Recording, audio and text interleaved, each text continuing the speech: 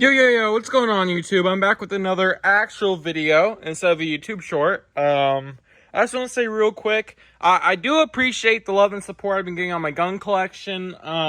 This is going to be similar but different. I'm talking a little fast because I want this video to be done quicker, but we're going to go over, this is a review channel, we're going to review my FN 509 compact. It's got those ray suppressed sights. And I'm going to talk about my concealed carry. I still don't have the letter yet, but what my concealed carry is going to be. Why this isn't going to be my concealed carry, and why I'm going with this bad boy right here. Totally field stripped. Not completely detailed field strip, but close enough for cleaning. So let's get to the main point of this video. And that is the FN 509 Tactical Compact. Yes, it is unloaded. I'm not going to flag the camera, but like I said, these are the magazines. Nothing in it. Nothing in it. And there's nothing in the chamber. So, I'm going to go over to pros. Pros of this gun is the grip. The grip is excellent. I love the grip of the FNs, especially compared to the Glock. I feel I can control this gun better, even though this is a 9mm. And that one's in 40. Didn't know 40 is kind of a combo between a 9 and a 45. It's the in-between. It's got the speed of the 9, but the impact of the 45. So it's a heavier bullet, but it's moving similarly a bit slower than 9, but not too slow. And then if you really want to get crazy, you can go with 10mm. But yeah, that's it. It's got those ray suppressed sights. The pros of this gun are the stock sights. Right off the bat, the stock sights are the pro of this gun. Didn't know. I changed out the sights of my Glock to some Trijicon night sights. Because the stock Glock sights are garbage. Utterly garbage. Has about 150 on that. I bet you can get cheaper options, but yeah. These were stock ray suppressed. I love them so much. And the reason for that is it's also MRD compatible, meaning all you gotta do is find a plate, unscrew these, put it on, and the ray suppressed sights, what they do is if you don't have time to turn on your red dot, you can use the sights because they're ray suppressed. And this is mounted, ready to go. Another pro to this is I feel like quality of this is so much better than that. Obviously, you're paying around $400 to $500 more for an FN in general, the company. So it better be higher quality. It just feels higher quality. It's heavier in the hand. Oh yeah, much heavier in the hand. And this is compact. This one should be heavier, right? Because it's a full size. So it's basically the equivalent of the Glock 17, but only in 40 S&W. Another advantage to this specifically is this is a compact. It's really a subcompact, right? Because when you hold it, your pinky goes out. That's why full size to me is the way to go for conceal. Only for the fact that it's easier. But the grip's nice on this. The barrel's nice on this. The slide's nice on this. I really do like this colorway on it. You can get in black. I think it's harder to find a black model than the tannish model. So this is a really, really, really good color. The other benefit is the trigger. The trigger on this is hands down 100% better than Glock triggers. It's not that heavy. I'll go over my Glock 40 S&W review, like official review on the things I hate about it the most. But yeah, this trigger never fails. Like I said, high quality. And there is a solution to the pinky, right? It comes with the double stack, which is the benefit. You slide the double stack in, right? It's literally a pink. They literally put something to put your pinky on. It literally has a ridge, and your pinky sits on there. So people with bigger hands like me can hold it better when they're in a conceal carry, when they are in a conceal carry situation where they have to pull it out. So that's the other benefit to it, is you could conceal it with the 12+1 round. Another thing you can do is, this is the 15 rounder. No, this is the 24. This is a 15 rounder right here. It is colored because I like to color my magazines. That one's red, so I know which is which. So this is basically the most essential grip. So in reality, this doesn't have that extended grip on there. This is just basically replacing the extended grip with more room to put some ammunition. And then to top it off for range use, which I'm going to do a mag dump video on this soon, you have the 24+1 rounder, so 25 in all.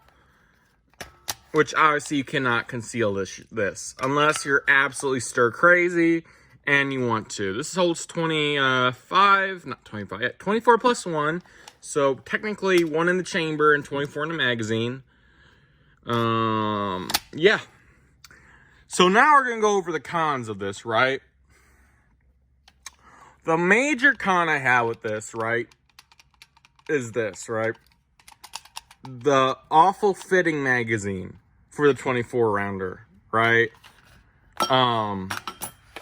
Obviously it's going to shake because it's bigger, but the amount of shaking it does for $400 extra that you pay for it. Now, you can go to my gun collection video. Just go in the description if you haven't checked that video out. That one's getting hella views right now. It's exceeding the amount of views I thought it was going to get. Expectations are blown away. But back to this video, short thing short, I got this in a trade. I had a Century Arms. Yeah, I know, I'm probably gonna hate because I got a Century Arms. But no worries, I got rid of that thing. It was a 308.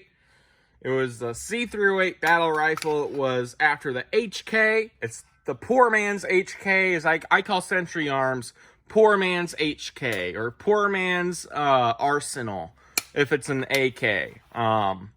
It's a poor man's HK because it's got that slap. You can tell the quality was not very good on it. However, that being said, I only paid an extra $100 for this. So really, altogether, I paid roughly $700 for the C308, and then another $100, that's $800. So I pretty much got a good deal, and I got 3 magazines. This even came with a magazine loaded with hollow points in it. So, yeah. So that's this. That's that. But we're getting back to the cons. Another con is how hot this barrel gets. I don't know what it is about pistols. Pistols in general have a very hot barrel to it because it's a very short barrel. So all the heat isn't being, throughout the entire barrel, being spread out evenly. It's all in this small space. So the mag dumps you do in a pistol, especially a compact or basically a subcompact, this is basically the size of a Glock 26, if you think about it, with the pinky being out like that. It gets really, really hot really quick. And the thing I don't like about it is, it's in good condition. The barrel is in extremely good condition. It got shot 17 mags when I bought it, owned for 4 months. Great condition. It started getting hot right in here where I would, cock it back, reload it, stuff like that. Just make sure it's live. That's a con of it. Another con I have is, honestly, I don't know if there's any more cons to this. I did miss a pro. There's a couple more pros to this, right? The main pro is it's probably the easiest pistol I've had to field strip. It's simple as cocking it back, locking it, pushing this little lever all the way over, putting it out of the cock position, pulling the trigger, and pulling the slide off. That's how simple it is. Basic, easy, And the thing was, this was going to be my conceal carry gun, You know, the gun I was going to take to the training and stuff like that. However, now that I went over this in detail, you know, FN. Another thing I'm not a big fan of is the writing right there, the 9x19 on there. If they didn't put the 9x19 on there, it would be such a better looking gun. And also that 509, if they just used a different print or just made it much smaller, I would have fell in love with the design. The thing about me is I'm a huge fan of the Glock design. But I never thought I'd own a Glock because I didn't want to be that guy who would just own Glocks only. So I wanted a different pistol than a Glock, you know. Everyone should own a Glock, though, I feel like, you know. Either for home defense, shooting, big old one, any of them. Glocks are fun guns to shoot. Very fun guns to shoot. Their sights are ass. If you can, you know, when you're going to buy a Glock, right, and you want to be the most accurate, yeah, you can get used to the sights, right? Anyone can get used to the sights. However, if you really want to be accurate and you don't want to spend all the money for ammunition to get there, I recommend the Trigicons. Now, you can either go with the 3-dot system or you can go with, you know, the non-3-dot system. It's up to you at that point, what you want to do. So, yeah, we're going to move on to the Glock. But now, I'll explain to you why I changed up the subcompact for concealed carry, which is probably the better choice for concealed carry, only because it's not as big. But I'm like 6'2", 6'3", 6'4", around there. Last time I measured, I was like 6'3 and a quarter. I could conceal carry a Glock. In fact, this is my conceal carry holster. It's in the waist belt, so it goes like this. You put the Glock face down. Go over holsters, how to choose a holster for your comfort level. This is Kydex, which is basically fancy terminology for plastic or polymer, basically.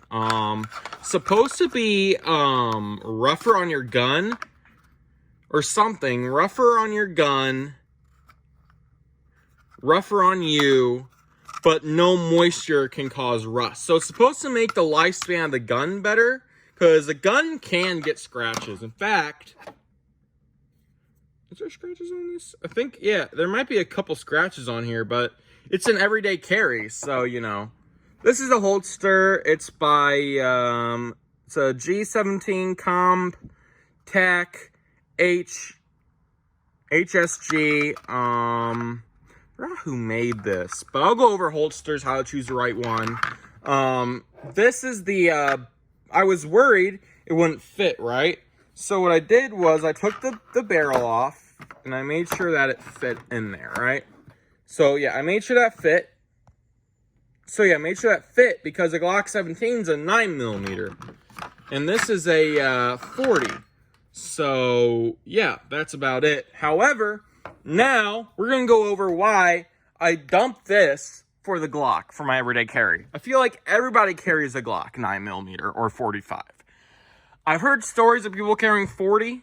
In fact, this is some of my Winchester 40 hollows. As you can see, it's a big difference in 9mm. It's kind of similar to 9, but it's a thicker casing, and the bullet's fatter, basically. Obviously this is not like target shooting. I mean, it is, any ammo is target shooting ammo, but if you really want to save the most amount of money, don't buy ones that are closer to 90 to $1 a round. Go for your basic, you know, FMJs, because you're not really going to use it to defend your life. I'll go over ammo too in another video. However, this is your Glock, right? I field stripped it. It's a pain in the ass to field strip because you got these little pins you have to pull at the same time. I'm getting used to it. It is dirty because I haven't cleaned it since the last time I shot it. But this is the basic components of it. As you can see, really, really, really basic, right? And then that's your base. I could go in depth and field strip it even more, but that's what I went with. Field strip that. Your slide. You've got your barrel right here. It's a little dirty. Your barrel right here. Yeah, that's a little dirty in there, as you can see. But I'll clean it up. As you can see, it's a little dirty. And then you got your recoil spring right here. This is one thing I don't like, because this was a used gun for $450, was recoil springs not in the best shape, but it's also not in the worst shape. You know, I feel like I'm going to, you know, in about half a year, you know, 6-7 months, when I have more money. I mean, I have enough to buy a new recoil spring, but I just want to get a new recoil spring for Glock 22 Gen 4, just because this is kind of bent out of shape. It still works fine. It's just a little out of shape. But yeah, that's your basic Glock components, like any semi-auto striker gun. The FN had ambidextrous. Now you can switch to this side. This is just, I'm right-handed, so it's easy enough. I don't care about the ambidextrous thing. A con of this is, the problem I have with Glocks is they feel cheap to me. This right here, it's not a P80 build. It's your regular Glock build, right? Stock, Gen 4, Glock build. I like the little, that's another pro, these little set finger placements, but just feels cheap to me. You know what I mean? It just feels like a cheap plastic. I mean, it is a $600 gun compared to $1,000, but if you're paying $600, at least make it feel more pricey. And yeah, my finger's on the trigger, but there's literally no way this can fire. Trust me, I got really good trigger discipline. But I'm just showing you, when you squeeze it, it feels so cheap. That's the one, it's not a cheap gun by any means. Glocks can cost a lot brand new, especially months ago, they were hella expensive. But it just feels cheap compared to the FN. I feel like the FN has thicker plastic, or polymer as it's officially called. Let's see here. Yeah, see how it goes thin to thick? This just stays thin the entire way around except for this. Now this is the a different strap I put on because I prefer the beaver tail, basically.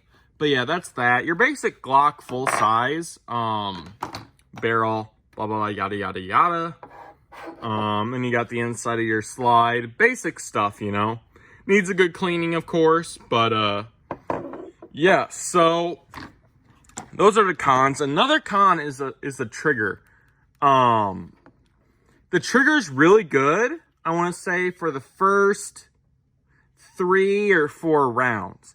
Then it feels delayed. Now, the next thing I'm going to do this is buy a pretty good trigger, because I hate the Glock trigger. It just feels so damn cheap. And half the time it's slow, heavy, whatever. Gen 4 triggers are a hit or miss. The way Glock does things, they're not really good on quality, because unlike FN, which is made for quality, now I'll talk about how I've had no problems with this, but I've had a couple issues with this. They're really good, except their sights are cheap and their triggers are cheap. You know what I mean? The classic Glock look has that little barrier, which is your safety. You press that, and then your safety's technically off. You pull it, you're good to go.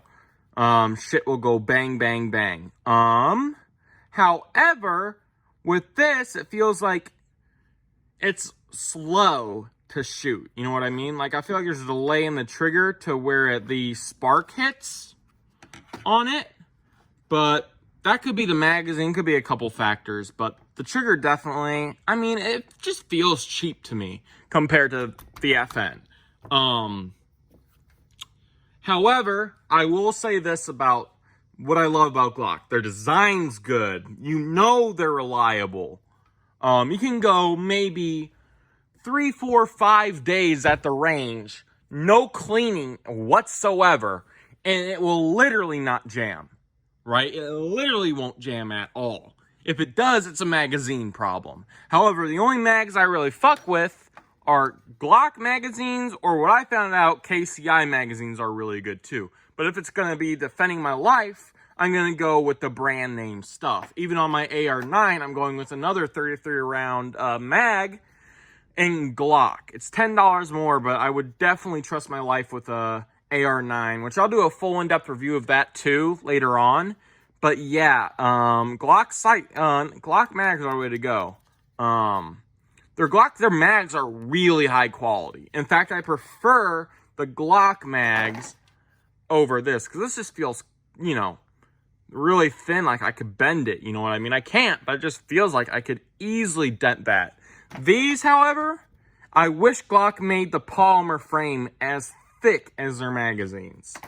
Let's move on to, you know, why I chose Glock, which I've never wanted a Glock to begin with. However, when I touched one, I wanted one. So we'll go over why I chose a full-size Glock instead of my actual compact, which was going to be my conceal carry. It turns out, so this was used at a trade, right? It wasn't horribly dirty at all, to any extent. In fact, it looked like it got cleaned recently and lubricated. It looked basically lubricated with very little attention to detail in the cleaning, right? Shouldn't be an issue. The lubrication should cause the bolt to go out. However, I want to say, you know, it didn't have a break-in period because it's been shot before. So, you know, taking in fact that this, I know this is more expensive, should be higher quality. However, this has been shot 17 magazines out of, which means a break-in period is way over with.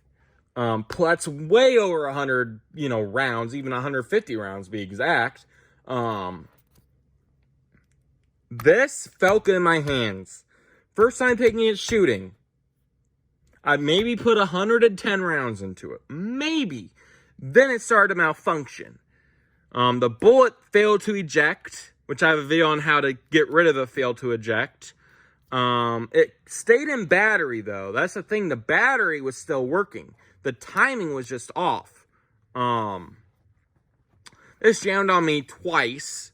Well, maybe it was 4 times the same day. This has jammed me more than 1 time, and that's at the gun range, right? The last thing I want to do, right, is accidentally forget to clean it, make sure everything's in perfection, to make sure it runs. The last thing I want to do is have a jam. Because if you're in a life-death situation, defending your life, and you rely on no jammies, then you're good. Then you're, and it jams on you, even 1 or 2 times, that's a big turnoff for me. And the ammo I was using too was the same ammo my dad put in his Glock, and that ran perfectly. I've ran that ammo through my AR-9, through the Glock 45, which is my dad's Glock. That ammo is good quality. It's not the best, it's not the worst. It's decent. It should not cause a jam. However, moving on to this boy right here, right, the full size, right? I wanted a full size to have fun for a home defense round, gun. No jams whatsoever. None. However, I have cleaned this quite a bit, you know what I mean? But no jams. I even forgot to clean this a couple times. No jams. Ran perfect. That's why I'm choosing Glock over FN for my carry. This is a nice gun to go to the shooting range with. Very heavy too.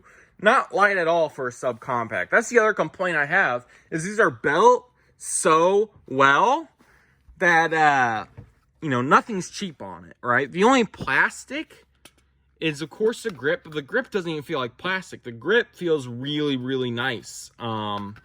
Even the, is that plastic? No, even the release for the slide is not plastic.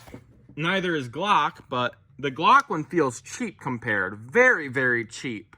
This feels like high quality metal.